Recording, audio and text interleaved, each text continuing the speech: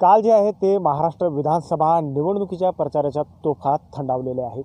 त्याच अनुषंगाने जे आहे ते गंगापूर खुलताबाद मतदारसंघातील सुरेश सोनवणे हे आपल्या मित्रपरिवाराला भेटण्यासाठी गंगापूर तालुक्यातील धामूर बुद्रुक येथे गेले असता भेटून रात्रीच्या वेळी 9:30च्या दरम्यान परतत असताना अज्ञात हल्लेखोरांनी त्यांच्या गाडी थांबवून त्यांच्या गाडीवर जे आहे ते तुफान दगडफेक करत भ्याड हल्ला केला।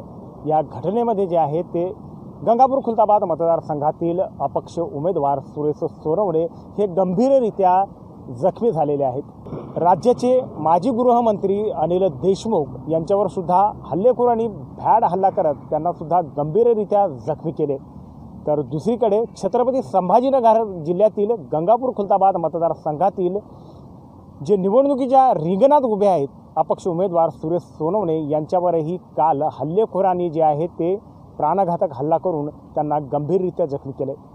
त्यामुळे निश्चितच राज्यामध्ये ठोकशाही आहे का असा सुद्धा सवाल सर्वसामान्य जनतेतून उपस्थित केला जातोय।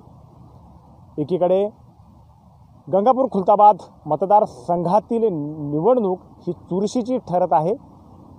प्रशांत बंब विरुद्ध सतीश चव्हाण, तर या दोन बलाढ्य शक्तींना तोंड देण्यासाठी जे आहे ते सुरेश सोनवणे हे रिंगणात उतरलेले आहेत आणि त्यांच्यावरच ऐन मतदान तोंडावर आलेलं असताना जे आहे ते भ्याड हल्ला होणं हे निश्चितच चिंतेची बाब जी आहे ती व्यक्त केली जात आहे।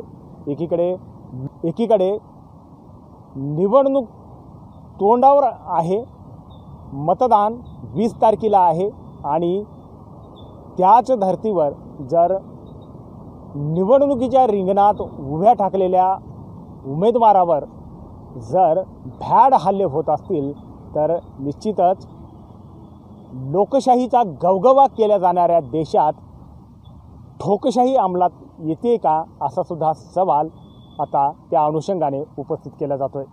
न्यूज स्टेट महाराष्ट्राकरिता मी गजानन राऊत, छत्रपती संभाजीनगर।